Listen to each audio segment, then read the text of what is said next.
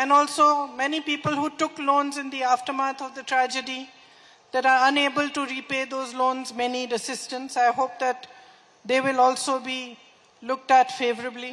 അതുപോലെ തന്നെ ഈ ദുരന്തത്തിന് ശേഷവും അവർക്ക് നിലനിൽക്കുന്നതിന് വേണ്ടി വായ്പയെടുത്തവരുണ്ട്, അവർക്ക് തിരിച്ചടയ്ക്കാൻ കഴിയാത്തവരുണ്ട്. അവരുടെ പ്രശ്നങ്ങളും വലുതാണ്. അതും ശ്രദ്ധിക്കപ്പെടും എന്ന് വിശ്വസിക്കുന്നു. I think every speaker mentioned how we all worked unitedly at the time of the tragedy and have continued after that unitedly to press upon the central government to release more funds, to declare it a national tragedy, a disaster. However, none of this has been forthcoming. ഇവിടെ സംസാരിച്ച എല്ലാവരും ഇവിടെ പ്രത്യേകിച്ച് പറഞ്ഞത് ഒരുമിച്ച് നിന്ന് ഈ പ്രവർത്തനങ്ങൾ മുന്നോട്ട് കൊണ്ടുപോകുന്നതിനെ സംബന്ധിച്ചായിരുന്നു. ഇവിടെ സംബന്ധിച്ച് ഒരുമിച്ചുണ്ടായിരുന്ന പ്രവർത്തനം നമുക്ക് കേന്ദ്രത്തിലും സർക്കാരിന് മുന്നിലും നമുക്ക് നടത്താൻ സാധിച്ചു. അതിന്റെ ഭാഗമായിട്ട് അതിതീവ്ര ദുരന്തമായിട്ട് ഇത് പ്രഖ്യാപിക്കാൻ സാധിച്ചു. പക്ഷേ എങ്കിലും പണം ലഭിക്കാത്ത പ്രശ്നമുണ്ട്.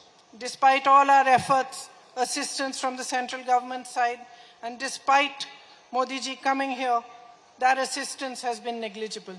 നമ്മൾ നടത്തിയ ശ്രമങ്ങൾക്കെല്ലാം ഒടുവിലും കേന്ദ്രത്തിൽ നിന്ന് പണം ലഭ്യമാവുന്നതിനുള്ള സാഹചര്യം ഉണ്ടായിട്ടില്ല.